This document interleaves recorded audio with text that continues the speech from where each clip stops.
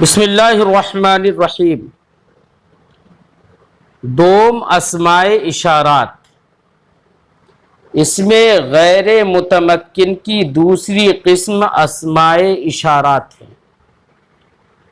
اس میں غیر متمکن بیٹا اس اسم کو کہتے ہیں جو مبنی اصل سے مشابہت رکھے، تو ایسے مشابہت رکھنے والے اسم کو اس میں غیر متمکن کہتے ہیں۔ تو اس میں غیر متمکن کی دوسری قسم صاحب کتاب بیان فرماتے ہیں کہ اسماء اشارات ہیں۔ آپ کو اسماء اشارات میں دو باتیں سمجھنا ہے۔ ایک بات تو یہ سمجھنا ہے کہ اسماء اشارات اس میں غیر متمکن کیوں ہیں۔ دوسری یہ بات سمجھنا ہے کہ اسماء اشارات کیا کیا ہیں اور کس کس کے لیے آتے ہیں، ان کی معنی کیا ہیں۔ یہ دو باتیں سمجھنا ہے۔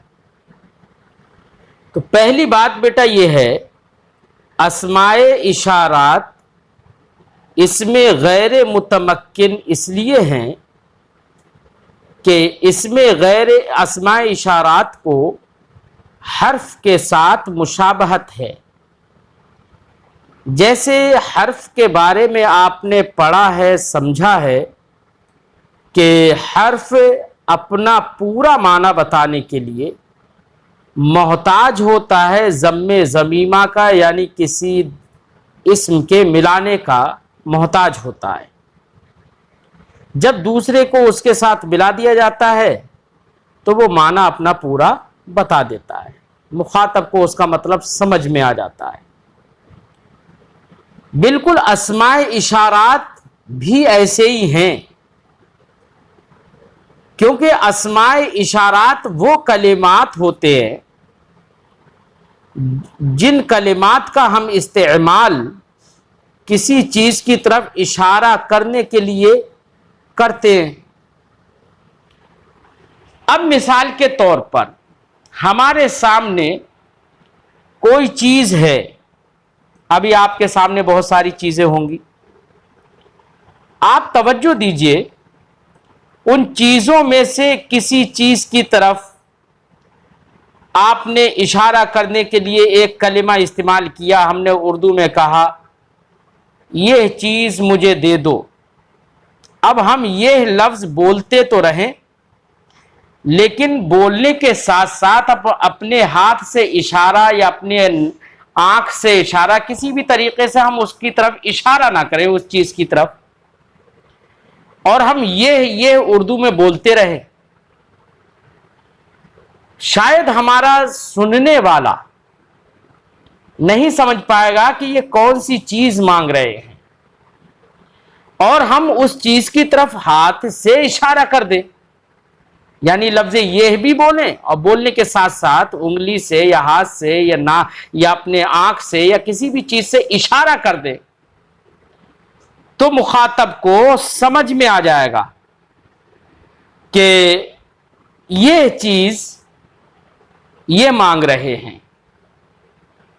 آپ اپنے گھر میں اس کا اندازہ کر کے دیکھنا، کسی چیز کی طرف اشارہ کرنے کے لیے آپ لفظ یہ یا عربی میں ہاذا یا عربی میں ذالک وہ استعمال آپ کرتے رہیں، لیکن اپنے ہاتھ سے انگلی سے اس کی طرف اشارہ نہ کریں اس چیز کی طرف، تو آپ کی بات سننے والا آپ کی بات کا مطلب نہیں سمجھ پائے گا۔ اس کا مطلب یہ ہے، اسماء اشارات اپنا پورا معنی بتانے کے لیے محتاج ہیں ہمارے ہاتھ یا کسی اور چیز سے اشارہ کرنے کے۔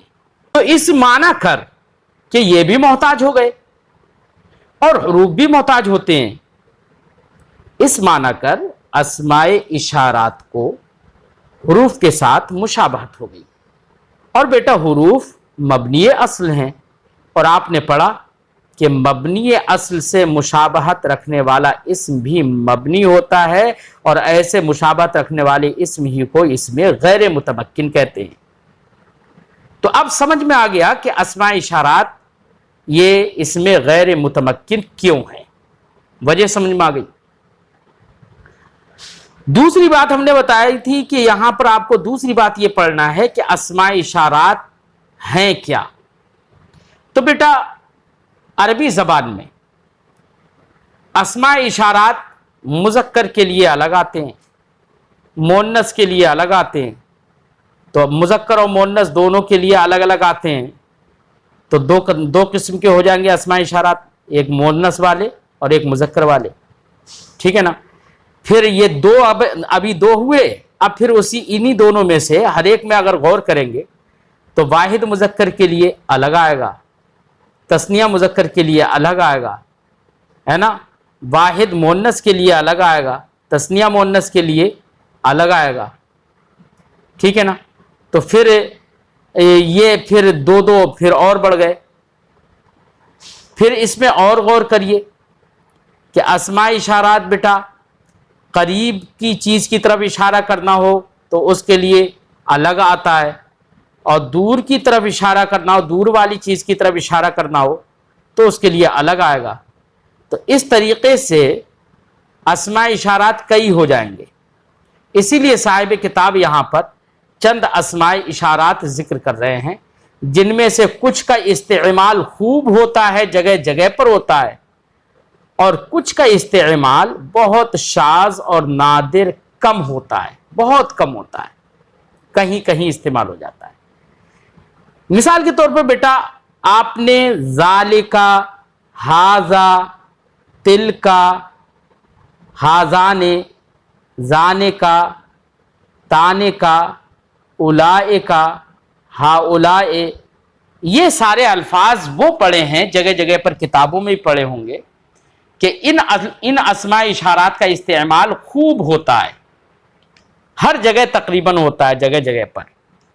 ان کے علاوہ بھی کچھ اسماء اشارات صاحب کتاب ذکر کریں گے کہ جن کا استعمال کم ہوتا ہے. لیکن خاص بات آپ کو سمجھنا یہ ہے کہ آپ نے دیگر کتابوں میں منہاج العربیہ ہو یا کوئی اور کتاب ہو، فیض الادب ہو، اس میں آپ نے ذالکا پڑھا ہے، تلکا پڑھا ہے، ہاذا پڑھا ہے، ہاذی پڑھا ہے، ذالکا، زانے کا پڑھا ہے، تانے کا پڑھا ہے، ہاتانے پڑھا ہے نا. تو وہاں پر ہا کے ساتھ، تلکا میں تا کے ساتھ، یہ سب پڑھے ہیں. جبکہ صاحب کتاب یہاں پر وہ سب نہیں ذکر کر رہے ہیں. یہاں پر تو صاحب کتاب صرف زا ذکر کریں گے، زانے ذکر کریں گے، زینے ذکر کریں گے.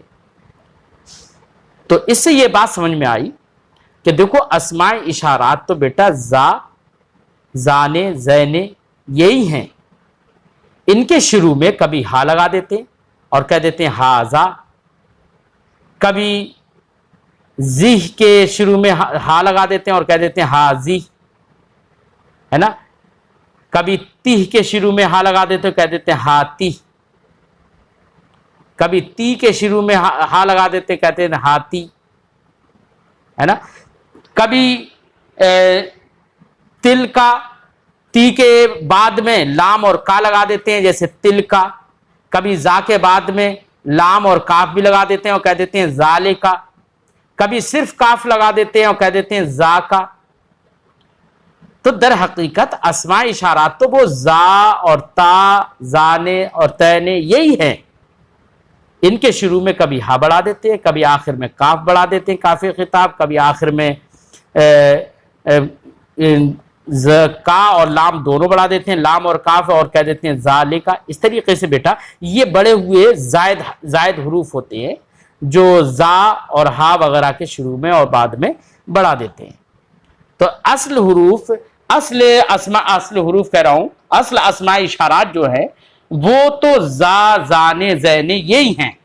ان کے شروع میں کبھی ہا بڑھا دیتے ہیں، کبھی آخر میں لام اور کاف بڑھا دیتے ہیں، کبھی صرف کاف بڑھا دیتے ہیں. ٹھیک ہے نا. تو اب آپ کا یہ شبہ دور ہو جائے گا کہ ہم نے تو دوسری کتابوں میں ذالے کا، زانے کا وغیرہ پڑھا ہے کا کے ساتھ، کبھی ہاذا پڑھا ہے، کبھی ہاذی پڑھا ہے. یہاں پر تو ان میں سے کوئی ذکر نہیں کرا ہے.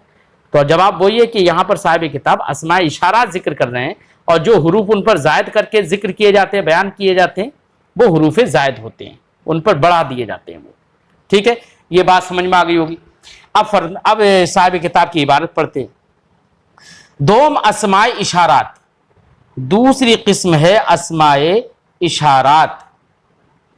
جیسے کون کون سے اسماء اشارات، کس کی دوسری قسم ہے؟ اس میں غیر متمکن کی اسماء اشارات کیا ہیں؟ فرماتے ہیں زا ہے، زا واحد کے لیے، اور زا نے تثنیہ کے لیے، تثنیہ حالت رفیع میں مرفوع ہوتا ہے نا، تو حالت تثنیہ کا اعراب بیٹا حالت رفیع میں الف کے ساتھ ہوتا ہے، تو اس لیے تثنیہ کے لیے زانے کا آئے گا حالت رفیع میں، اور زینے کا آئے گا، زینے آئے گا حالت نصبی اور جری میں، کیونکہ تثنیہ کا اعراب حالت نصبی اور جری میں یا ما قبل فتح کے ساتھ ہوتا ہے، جیسے کہ آپ اس کے بعد میں انشاءاللہ پڑھیں گے۔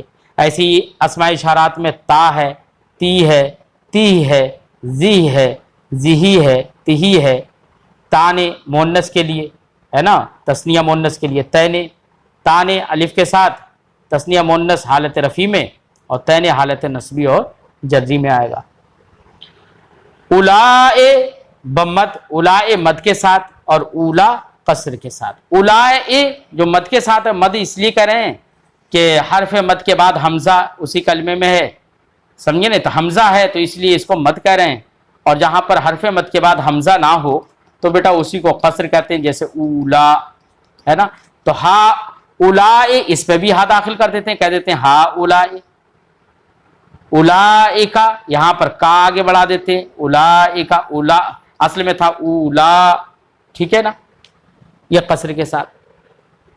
ہا اولائے بولتے ہیں تو قریب میں بہت سارے مذکر یا مؤنث ہوں گے، ان کی طرف اشارہ کرنے کے لیے ہا اولائے بول دیتے ہیں، ہا بڑھا کر اولائے میں، اور دور بہت سارے مذکر مؤنث ہوں تو ان کی طرف اشارہ کرنے کے لیے ہم کیا کہہ دیتے ہیں؟ اولائکا آخر میں کا۔ تو جو جمع والے اسماء اشارات ہیں ہا اولائے، اولائے اور اولا، یہ مذکر مؤنث سب کے لیے آتے ہیں، ٹھیک ہے، امید ہے کہ بات سمجھ میں آ گئی ہوگی۔ اس میں غیر متمکن کی تیسری قسم ہے اسماء موصولہ۔ کیا ہے؟ اسماء موصولہ۔ یہ سب نام جو ہیں ان کو آپ یاد کر لیں گے، اسماء اشارات نام بالکل سیم ٹو سیم ہی یاد کرنا چاہیے، تو سارے نام یاد کریے، اسماء اشارات کون کون سے ہیں وہ بتائیے۔ کوئی اگر پوچھ لے کہ ہاذا، اس میں شروع میں ہا کیا ہے تو آپ کہیں گے کہ ہا زائد کر دیا جاتا ہے، آخر میں کبھی کہا جاتا ہے ذالکا کے آخر میں لام اور کاف ہے تو آپ کہیں گے کہ یہ زائد ہوتا ہے، اصل تو اس میں اشارہ زا ہے، ٹھیک ہے نا۔ ایسی اسماء موصولہ میں دیکھیے، اسماء موصولہ کے بھی نام یاد کرنا ہے، کون کون سی اسماء موصولہ صاحب کتاب ذکر کر رہے ہیں، فرماتے ہیں اسماء موصولہ الذی، اللذان، اللذین، اللذین، اللتی، اللتان، اللتین، اللاتی، اللواتی، یہ سب اسماء موصولہ ہیں بیٹا۔ تو اسماء موصولہ کیا ہیں؟ یہ بھی اس میں غیر متمکن کی ایک قسم ہے، تیسری قسم ہے یہ اس میں غیر متمکن کی۔ تو اس میں غیر متمکن کی یہ تیسری قسم کیوں ہے بیٹا؟ اس کی وجہ کیا ہے؟ بالکل وہی وجہ ہے جو ہم نے اسماء اشارات میں بیان کر دی، کہ اسماء اشارات اس وقت تک اپنا پورا معنی نہیں بتاتے ہیں جب تک کہ ہم اپنے اعضاء میں سے کسی عضو کے ذریعے سے اشارہ نہ کریں کسی چیز کی طرف، اس وقت تک ان کا مطلب پورا سمجھ میں نہیں آتا ہے۔ ایسے ہی اسماء موصولہ، اسماء موصولہ جتنے یہاں پر ذکر کیے جاتے ہیں نا، اردو میں ان کا ترجمہ وہ جو کیا جاتا ہے، جیسے مثال کے طور پر میں اردو میں بولوں وہ جو میرے پاس ہے اچھا ہے نا، تو وہ جو ہم اردو میں بول رہے ہیں نا، وہ جو میرے پاس ہے، تو ہم عربی میں کہیں گے الذی عندی، وہ جو میرے پاس ہے، جید، اچھا ہے۔ تو اردو میں وہ جو جہاں پر آتا ہے نا تو سمجھیے کہ وہ اس میں موصول ہی کا ترجمہ ہے۔ اب وہ جو کا ترجمہ ہم عربی میں جب کریں گے تو اس میں موصول سے کریں گے۔ اب دیکھو مثال کے طور پر آپ سمجھو، یہاں پر اس میں غیر متمکن ہونا اس کا سمجھو، اس میں موصول جو ہوتا ہے اس میں غیر متمکن کی ایک قسم ہے۔ یہاں پر اس کو حرف کے ساتھ کیا مشابہت ہے؟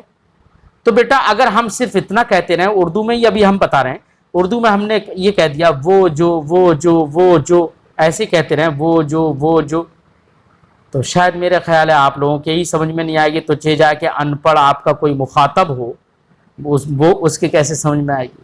اب میں نے وہ جو کہہ دیا ہے نا، ابھی ہم نے اس کا صلہ، یہ تو اس میں موصول ہوا وہ جو، اب اس کے بعد والا جو جملہ آئے گا بیٹا وہ اس کا صلہ کہلائے گا، کیا آئے گا اس کے بعد جو بھی جملہ ہم ذکر کریں گے وہ اسی اسم موصول کا صلہ کہلائے گا۔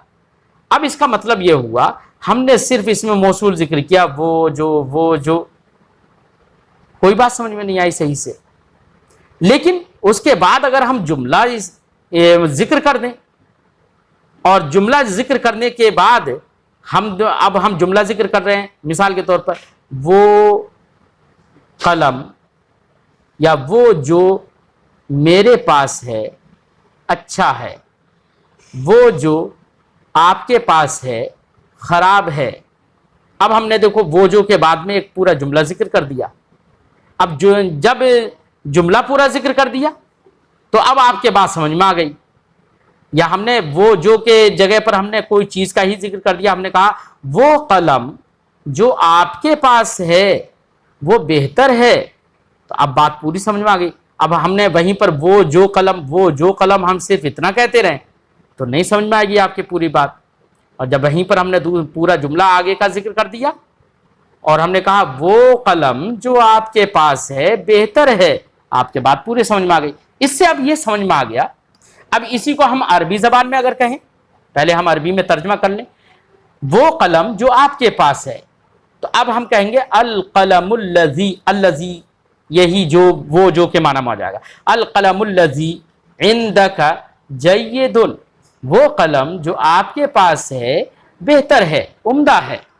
ٹھیک ہے، اب بات پوری سمجھ میں آ گئی۔ اب دیکھو ہم اتنی دونوں مثالوں سے، عربی اور اردو دونوں کی مثالوں سے آپ نے یہ سمجھ لیا کہ وہ جو اگر ہم بولتے رہیں تو کچھ بات سمجھ میں نہیں آئے گی، لیکن جب اس کے بعد پورا جملہ ذکر کیا تو بات سمجھ میں آ گئی۔ اور بیٹا جو بعد میں اسم موصول کے بعد میں جو جملہ ذکر کیا جاتا ہے نا، وہی اسے اسم موصول کا صلہ کہلاتا ہے۔ کیا کہلاتا ہے؟ صلہ کہلاتا ہے۔ تو اب اس سے آپ کی یہ بات سمجھ میں آ گئی کہ اسم موصول اپنا پورا معنی بتانے میں اپنے صلہ کا محتاج ہوتا ہے۔ جب تک ہم اس کا صلہ ذکر نہ کریں اس وقت تک اس سے پوری بات سمجھ میں نہیں آتی ہے۔ اور یاد رکھنا بیٹا، اسم موصول کا صلہ ہمیشہ جملہ خبریہ ہوتا ہے۔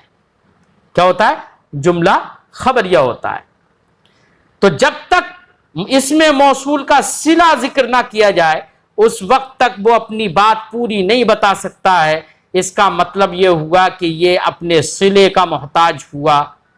ٹھیک ہے نا، جیسے کہ حرف کسی ضم ضمیمہ کا محتاج ہوتا ہے، تو اب اسم موصول کو بھی حرف کے ساتھ محتاج ہونے میں مشابہت ہو گئی۔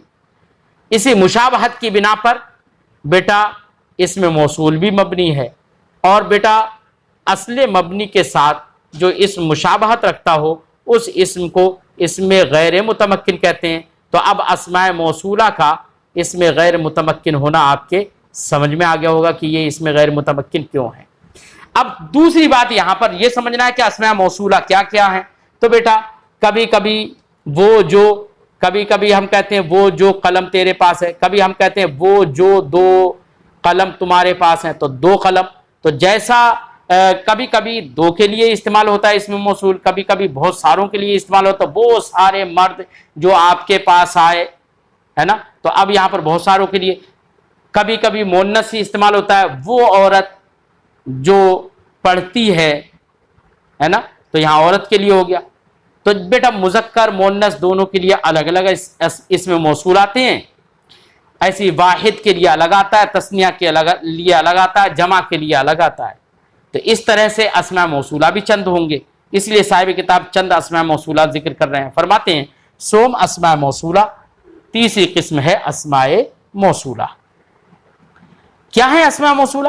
فرماتے ہیں الذی، اللذان، الذی واحد مذکر کے لیے، اللذان تثنیہ مذکر کے لیے، اللذین تثنیہ مذکر کے لیے۔ اللذان اور اللذین میں فرق یہ ہے کہ دونوں تثنیہ کے لیے ہیں، لیکن حالت رفعی میں اللذان الف کے ساتھ آئے گا، اور حالت نصبی اور جری میں اللذین یا ما قبل فتحے کے ساتھ آئے گا۔ ٹھیک ہے نا۔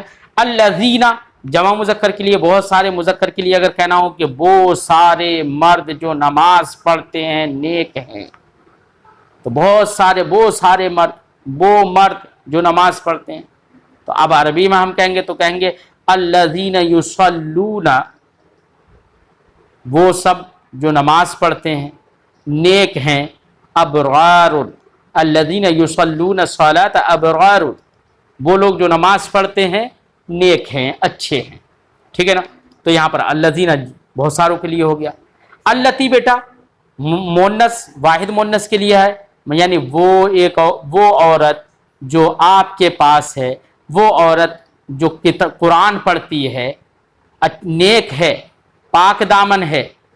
تو اب ہم نے کہا وہ عورت جو نماز پڑھتی ہے یا وہ عورت جو قرآن پاک پڑھتی ہے پاک دامن ہے. تو اب اس کے لیے عربی ہم کیا کہیں گے؟ عربی میں کہیں گے التی، الامراۃ التی، وہ عورت جو تقرأ القرآن، جو قرآن پڑھتی ہے. المرأۃ التی تقرأ القرآن عفیفۃ، عفیفہ کا معنی ہوتا ہے بیٹا پاک دامن.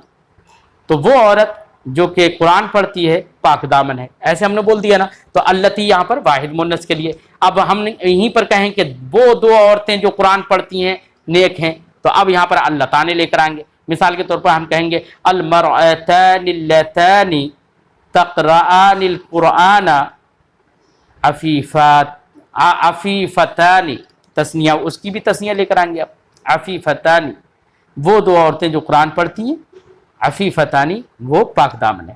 اور حالت رفیع میں اللتین کہیں گے، حالت نصبی میں اور حالت جری میں اللتین کہیں گے. جیسے کہ مثال کے طور پر میں کہوں وہ دو عورتیں جنہیں میں نے دیکھا، دیکھا تو وہ تو مفعول ہوں گی نا، تو حالت نصبی میں ہو جائیں گی. وہ دو عورتیں جنہیں میں نے دیکھا خوبصورت ہیں.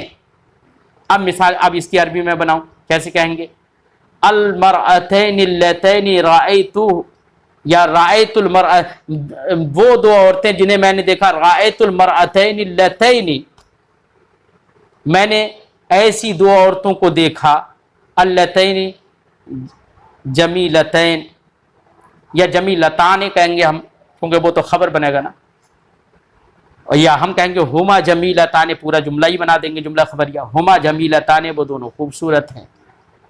ٹھیک ہے، تو یہ حالت نصبی کی مثال ہم نے دے دی. اور حالت جری میں بھی وہ دو عورتیں جن کے پاس سے میں گزرا وہ نیک ہیں.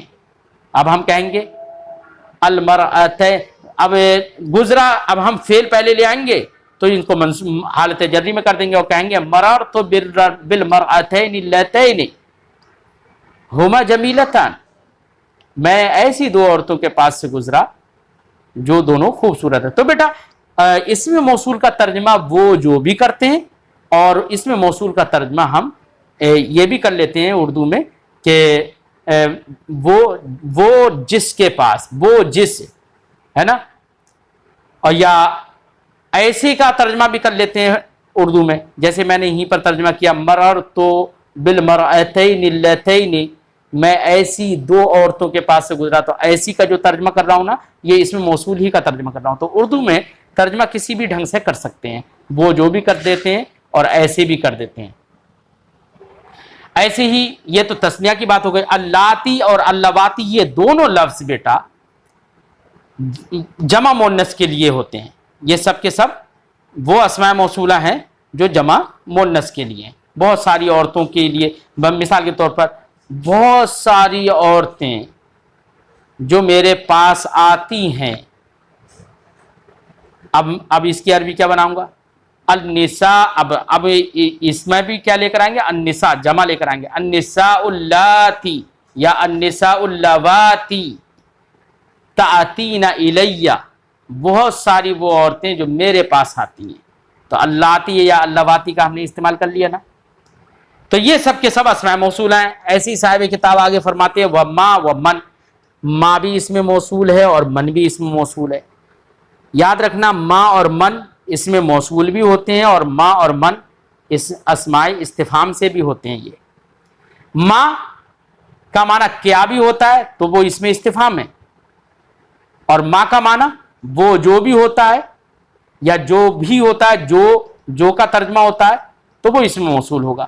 جیسے کہ قرآن پاک میں اللہ نے ارشاد فرمایا وَعَلَّمَكَ مَا لَمْ تَكُنْ تَعْلَمْ وَكَانَ فَضْلُ اللَّهِ عَلَيْكَ عَظِيمًا. وَعَلَّمَكَ مَا لَمْ تَكُنْ تَعْلَمْ، تو اب معنی ہوا اور اللہ نے آپ کو وہ سکھایا جو آپ نہیں جانتے تھے. ٹھیک ہے نا؟ تو ما کا معنی وہ جو ہو گیا نا، تو یہ اس میں موصول ہے. ایسی من کا معنی بھی اس میں موصول کا ہوتا ہے نا، وہ جو کا معنی. جیسے میں کہوں وہ جو میرے پاس بیٹھا ہے اچھا آدمی ہے، تو اب وہ جو کے لیے ہم الذی بھی لاتے تھے اور چاہیں من بھی لے کر آ جائیں. وہ جو میرے پاس بیٹھا ہے اچھا آدمی ہے. اب ہم کیا کہیں گے؟ من ہوا جالس عندی، یا من یجلس عندی، جو میرے پاس بیٹھا ہے، رجل صالح، وہ نیک مرد ہے. ٹھیک ہے نا؟ تو یہاں پر من کا معنی کیا ہم نے کر دیا؟ وہ جو. تو ما اور من یہ بھی اس میں موصول ہیں وہ جو کے معنی میں. اچھا بیٹا، اب آپ کہیں گے کہ الذی بھی، الذی کا معنی بھی وہ اور جو ہوتا ہے، اور ما اور من کا معنی بھی وہ اور جو ہوتا ہے، تو دونوں فرق کیا ہے؟ تو بیٹا لفظ الذی جو ہے، چاہے عقل والی چیز، ہمارا عقل والی چیز کے لیے ہم کہیں وہ جو، تب بھی الذی کا استعمال کر سکتے ہیں، اور بے عقل چیز کے لیے بھی ہم کہیں الذی، وہ جو بے عقل چیز کے لیے. جیسے ہم نے کہا وہ جو میرے پاس بیٹھا ہے اچھا آدمی ہے، تو آدمی ہے تو وہ تو عقل والا ہوگا نا، تو یہاں پر ہم الذی کا بھی استعمال کر سکتے ہیں. اور غیر عقل ہو، بے عقل آدمی، بے عقل چیز ہو، تو مثلا وہ پیسہ جو میرے پاس ہے خوبصورت ہے، تو اب پیسہ کوئی عقل والا تو ہوگا نہیں. ٹھیک ہے نا؟ لیکن وہاں پر بھی ہم کہہ سکتے ہیں الذی. وہ دینار جو میرے پاس ہے اچھا ہے، تو ہم کہیں گے الدینار الذی. تو الذی کا استعمال بیٹا عقل والے کے لیے بھی کیا جا سکتا ہے اور بے عقل کے لیے بھی کیا جا سکتا ہے، لیکن من کا استعمال صرف اور صرف عقل والے کے لیے کیا جائے گا، یاد رکھنا. اور ما کا استعمال صرف اور صرف بنا عقل والے کے لیے کیا جائے گا. ٹھیک ہے؟ یہ دھیان رکھنا دونوں میں، ورنہ تو ما اور من دونوں کا معنی وہی ہوتا ہے جو الذی کا معنی ہے، وہ جو ہے نا. لیکن الذی کا استعمال سب کے لیے ہو جاتا ہے، جبکہ من کا استعمال صرف عقل والوں کے لیے ہوتا ہے، اور ما کا استعمال صرف بے عقل والوں کے لیے ہوتا ہے. یاد رکھنا. وَأَيٌّ وَأَيَّةٌ، ایسے ہی ایک لفظ ہیں اسماء موصولہ سے ایٌ اور ایتن. ایٌ اور ایتن یہ بھی اسماء موصولہ سے ہیں. ایٌ کا معنی کون، اور ایتن مذکر کے لیے ہوتا ہے، ایتن مؤنث کے لیے ہوتا ہے. بس یہ ہے، جیسے ہم نے کہا ایُّ رجل، کون سا آدمی ہے نا، اور ایت امرأۃ، کون سی عورت، ایت بنت، کون سی لڑکی ہے نا. تو بس ایٌ اور ایتن دونوں کا معنی کون ہی ہوتا ہے، لیکن ایُّ مذکر کے لیے لفظ ہوتا ہے اور ایتن مؤنث کے لیے ہوتا ہے. یہ بھی اسماء موصولہ سے، اسماء موصولہ سے ہیں، تو اس کا مطلب اس میں غیر متمکن یہ بھی ہوں گے، اور اس میں غیر متمکن بیٹا مبنی ہوتا ہے. تو ایٌ اور ایتن یہ کیا مبنی ہے؟ تو ایک بات یاد رکھنا، ایٌ اور ایتن کی 4 حالتیں ہوتی ہیں بیٹا. 4 حالتوں میں سے صرف ایک حالت میں یہ مبنی ہوتا ہے،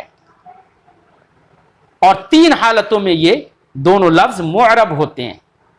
تو جس حالت میں یہ مبنی ہوتا ہے اس حالت کے اعتبار سے ایٌ اور ایتن کو یہاں پر صاحب کتاب نے ذکر کر دیا، اسی ایک حالت کے اعتبار سے، کیونکہ جب یہ مبنی ہوگا تبھی تو اس میں غیر متمکن ہوگا، اور 3 حالتوں میں یہ معرب ہوتا ہے تب تو اس میں متمکن ہوگا ہی نہیں، اس میں غیر متمکن ہوگا ہی نہیں، بلکہ اس میں متمکن ہوگا پھر تو یہاں پر 4 حالتوں میں سے جو ایک حالت میں یہ مبنی ہوتے ہیں دونوں، اس حالت کے اعتبار سے مصنف نے یہاں پر اس میں غیر متمکن کی قسم میں ان دونوں کو ذکر کر دیا ہے. اب آپ کو یہاں پر یہ بھی سمجھ لینا ضروری ہے کہ اس کی وہ 4 حالتیں ہیں کون کون سی، ایٌ اور ایتن کی. بیٹا ایک بات یاد رکھنا، لفظ ایو ہو یا ایتن ہو، یہ دونوں ہمیشہ کسی نہ کسی چیز کی طرف مضاف ہوتے ہیں، تو ان کا کوئی نہ کوئی مضاف الیہ ضرور ہوگا. ٹھیک ہے نا؟ اور چونکہ یہ اس میں موصول بھی ہیں تو ان کے لیے صلہ بھی ہوگا. ٹھیک ہے؟ اب اس کی یہ مضاف الیہ کے اعتبار سے اور صلہ کے اعتبار سے 4 حالتیں ہو جاتی ہیں. پہلی حالت تو یہ ہے کہ ان کا مضاف الیہ بیٹا مذکور ہو، لفظ بھئی جب یہ مضاف ہوتے ہیں تو ان کا مضاف الیہ ہوگا. اب مضاف الیہ کی اندر دو صورتیں ہیں, کبھی مضاف الیہ ذکر کر دیا جاتا ہے, کبھی مضاف الیہ کو حذف بھی کر دیا جاتا ہے. تو اس سے بھی چند صورتیں بن جائیں گی کہ مضاف الیہ مذکور ہو یا مضاف الیہ محذوف ہو, تو دو حالتیں یہی بن جائیں گی. پھر میں نے کہا تھا کہ صلہ بھی, چونکہ اس میں موصول ہے تو ان کے لیے صلہ بھی چاہیے. اب صلہ پھر میں نے آپ کو بتایا تھا پورا جملہ ہوتا ہے. اب جملے کا ایک جز, جو پہلا جز ہوگا بیٹا صلہ کا, اسی جز کو صدر صلہ کہتے ہیں. کیا کہتے ہیں اسی جز کو؟ صدر صلہ. یعنی اس کا صلہ, اس میں موصول کا جو صلہ پورا جملہ خبریہ ہوتا ہے, اس جملے کا کوئی نہ کوئی پہلا جز ہوگا نا. تو پہلا جز جو جملے کا ہوگا, جو صلے کا پہلا جز ہوگا, اسی کو صدر صلہ کہیں گے, یاد رکھنا. اب وہ صدر صلہ میں بھی دو صورتیں ہیں, دو حالتیں ہیں. یا تو صدر صلہ لفظوں میں مذکور ہوگا, یا صدر صلہ لفظوں میں مذکور نہیں ہوگا, محذوف ہوگا. تو دو حالتیں یہ, دو حالتیں وہ. تو دونوں کو ملا کر دونوں میں اگر دیکھا جائے تو چار حالتیں ہو جائیں گی. ضرب دے دیا جائے, ملٹیپلائی کر دیا جائے. اب وہ چاروں حالتیں کیسے نکلیں گی؟ مثال کے طور پر ایسے نکلیں گی کہ لفظ ایو یا ایتن کا مضاف الیہ مذکور ہو اور ان کا صدر صلہ محذوف ہو. تو پہلی صورت ہو گئی ہے صدر صلہ محذوف ہے, یعنی صلے کا پہلا جز, جو صلہ جملہ خبریہ جو صلہ ہوگا نا, پورا جملہ ہوگا, اس کا پہلا جز محذوف ہو جائے. ان کا مضاف الیہ مذکور ہو اور جملے کا پہلا جز یعنی صلہ کا پہلا جز محذوف ہو. تو یہ پہلی حالت ہو گئی. اسی حالت میں بیٹا یہ مبنی ہوتے ہیں. مثال دوں اس کی, جیسے کہ ہم کہیں اضرب ایہم قائم, اضرب تو مار, ایہم قائم ان میں سے جو کھڑا ہے اسے تو مار. اب اس مثال میں دیکھو, ایہم لفظ ایو کا مضاف الیہ ہم ہے, ضمیر ہے, مضاف الیہ مذکور ہو گیا, لفظوں میں موجود ہے. اور ایہم یہ تو مضاف الیہ ہو کر کے یہ موصول ہو گئے.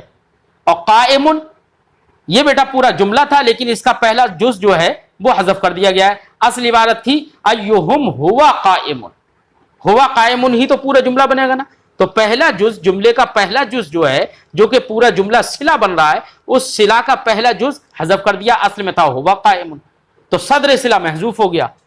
مضاف الیہ مذکور ہے, صدر صلہ محذوف ہے. تو اس حالت میں بیٹا لفظ ایون اور لفظ ایتن کیا ہوتے ہیں؟ مبنی ہوتے ہیں. صرف اس حالت میں مبنی ہوتے ہیں, یاد رکھنا. اور اب باقی تین حالتیں بچی. تیسری حالت یہ ہوگی, دوسری حالت یہ ہوگی کہ مضاف الیہ محذوف ہو اور صدر صلہ مذکور ہو, بالکل جو پہلی حالت ہے اس کا الٹا ہو. مثال کے طور پر ہم نے کہا ایٌ ہوا قائم, کون ہے وہ جو کھڑا ہے. تو ایٌ, اب دیکھو لفظ ایٌ کا مضاف الیہ تو ذکر ہی نہیں کیا, اور اس کا صلہ جملہ ہے ہوا قائم, پورا جملہ ہے, اور جملے کا پہلا جو صلے کا پہلا جز جو ہے ہوا, وہ محذوف بھی نہیں ہے, مذکور ہے. مضاف الیہ محذوف ہو گیا اور صدر صلہ مذکور ہو گیا. تو بیٹا اس صورت میں بھی یہ معرب ہوں گے. ایسے ہی مضاف الیہ مذکور ہو اور صدر صلہ بھی مذکور ہو, یہ تیسری حالت ہو جائے گی. مثال کے طور پر ہم کہیں ایہم ہوا قائم, یہ تیسری حالت ہو گئی. ایہم میں ہم یہ مضاف الیہ ہے, وہ بھی مذکور ہے. ہوا قائم پورا جملہ جو صلہ بن رہا ہے, اس کا پہلا جز ہوا جو ہے وہ بھی مذکور ہے. تو مضاف الیہ بھی مذکور, صدر صلہ بھی مذکور. تو ان دونوں حالتوں میں جو ابھی ہم نے بعد میں بتائی, ان دونوں حالتوں میں یہ معرب ہوگا. اور تیسری حالت جو کہ آخری حالت ہے, پہلی حالت میں تو مبنی تھا, اور اس کے علاوہ جو چوتھی حالت ہے اب اس میں یہ معرب ہوگا. تیسری میں بھی معرب تھا, اب چوتھی میں بھی یہ معرب ہوگا. چوتھی صورت یہ ہوگی بیٹا مضاف الیہ بھی محذوف ہو اور صدر صلہ بھی محذوف ہو. جیسے ہم کہہ دیں ایٌ قائم, وہ جو کھڑا ہے نا, کون کھڑا ہے, کون ہے وہ جو کھڑا ہے, یہ ترجمہ کریں گے, کون ہے وہ جو کھڑا ہے. اصل عبارت ہوگی یہاں پر ایہم ہوا قائم, تو ایہم میں ہم ضمیر بھی حذف کر دی, صرف ایٌ کہہ دیا.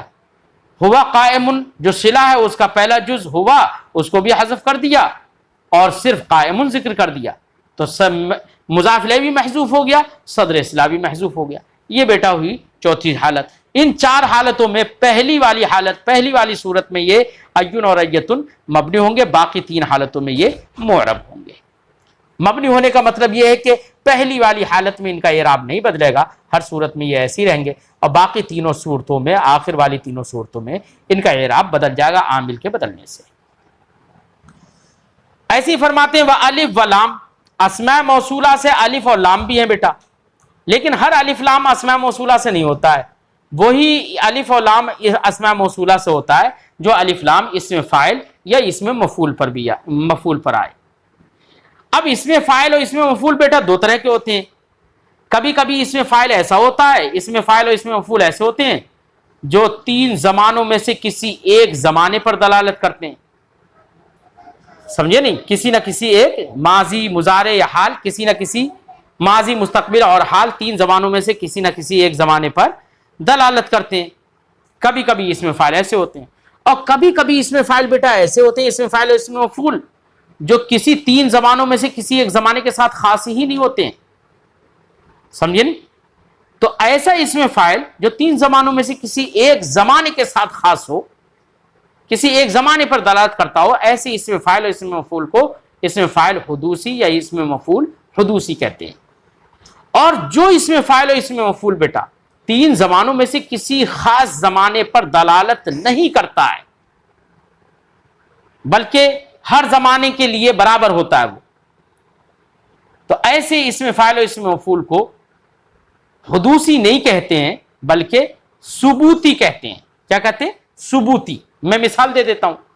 مثال کے طور پر میں نے کہا الضارب، اس کا معنی ہوا وہ جو مارنے والا ہے، وہ جو مارنے والا ہے۔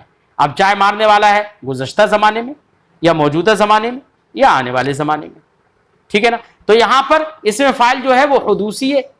المغروب، وہ جس کو مارا جاتا ہے، اب مارا جاتا ہے چاہے گزرے ہوئے زمانے میں، وہ جو جس کو پیٹا جاتا ہے یا جو پٹتا ہے، تو چاہے گزشتہ زمانے میں یا موجودہ زمانے میں یا آئندہ زمانے میں، تو کسی نہ کسی زمانے کے ساتھ یہ خاص ہوگا بیٹا۔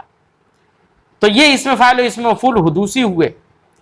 اور میں نے بتایا تھا اسم فاعل اسم مفعول کا کبھی کبھی معنی ایسا ہوتا ہے کہ جو کسی زمانے کے ساتھ خاص نہیں ہوتا ہے، اس کو ثبوتی کہتے ہیں۔ مثال کے طور پر میں نے کہا السائغ، السائغ ہے اسم فاعل بیٹا، لیکن السائغ کا معنی ہوتا ہے بیٹا سنار۔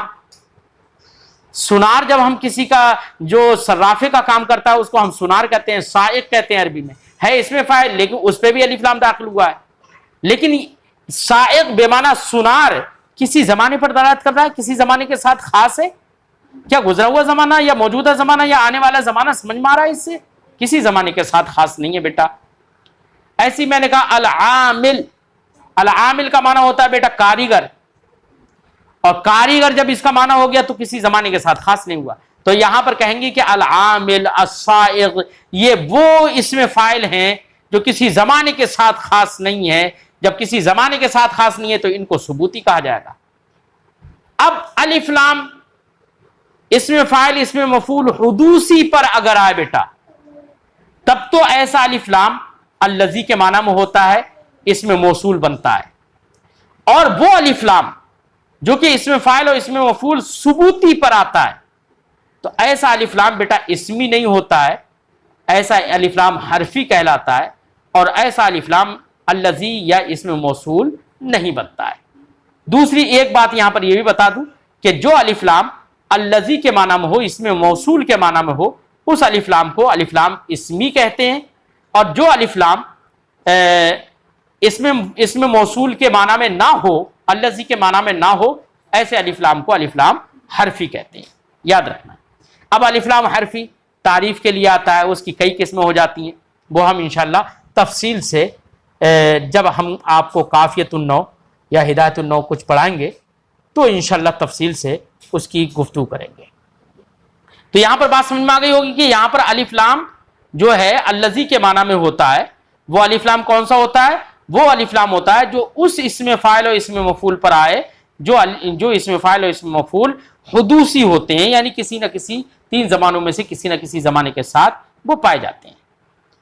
تو ایسا الف لام الذی کے معنی میں ہوتا ہے، اس میں موصول ہوتا ہے. وہی صاحب کتاب فرماتے ہیں وَأَلِف وَلَام بِمَعْنَى الذی، اور الف اور لام الذی کے معنی میں در اسم فاعل و اسم مفعول، اسم فاعل اور اسم مفعول میں. لیکن اسم فاعل اور اسم مفعول سے بھی مراد کون سا ہوگا؟ جو کہ حدوثی ہو. جیسے کہ میں حدوثی کی مثال دے رہے ہیں، جیسے کہ الضارب والمضروب. الضارب کا معنی وہ جو مارنے والا ہے، المضروب وہ جو پٹنے والا ہے. وذو، ایسے ذو بھی اس میں موصول ہوتا ہے بیٹا، لیکن ہر زبان میں نہیں. عرب کے اندر بہت سارے قبیلے تھے، ہر قبیلے کی کچھ نہ کچھ زبانیں بدلی ہوئی تھی. قبیلہ بنی طی جس کا مشہور ایک شخص تھا حاتم کے نام سے، حاتم طائی جسے کہتے تھے. طائی وہ قبیلہ طی کی طرف نسبت کرنے کے لیے طائی کہا جاتا تھا اسے. حاتم طائی ایک مشہور شخص اسی قبیلے کا گزرا ہے جو فیاضی میں بڑا مشہور تھا. تو قبیلہ طی جو ہے وہ لفظ زو کو بھی الذی کے معنی میں استعمال کرتا ہے، یعنی قبیلہ طی کے اندر لفظ زو بھی اس میں موصول بن جاتا ہے. سمجھے نہیں؟ دوسرے قبیلوں کی زبان میں لفظ زو الذی کے معنی میں نہیں ہوتا ہے، لیکن قبیلہ طی کی زبان میں، لغت میں الذی کے معنی میں لفظ زو بھی آ جاتا ہے. جیسے کہ قبیلہ طی کے ہی ایک شاعر نے لفظ زو کو بے معنی الذی استعمال بھی کیا ہے. اس نے ایک شعر میں اپنے کہا فَإِنَّ الْمَاءَ مَاءُ أَبِي وَجَدِّي وَبِئْرِ ذُو حَفَرْتُ وَذُو طَوَيْتُ. تو دیکھو حفرت و طویت یہ تو فعل ہیں. معنی ہے شعر کا بے شک چشمہ میرے باپ دادا کا چشمہ ہے. چشمے سے مراد وہی جس سے پانی نکلتا ہے، پانی ابلتا ہے، وہ والا چشمہ ہے، آنکھوں والا چشمہ نہیں. ان الماء ماء ابی وجدی، بے شک پانی یعنی چشمہ تو میرے باپ دادا کا چشمہ ہے. وہ بیری، اور میرا کنواں وہ بھی میرے باپ دادا کا کنواں ہے. کیوں؟ ذو حفرت و ذو طویت. کون سا کنواں؟ ذو حفرت، ذو بمعنی الذی، اس میں موصول کے معنی میں استعمال کر لیا لفظ ذو کو. ذو حفرت جس کو میں نے کھودا، وذو طویت جس کی میں نے من بنائی.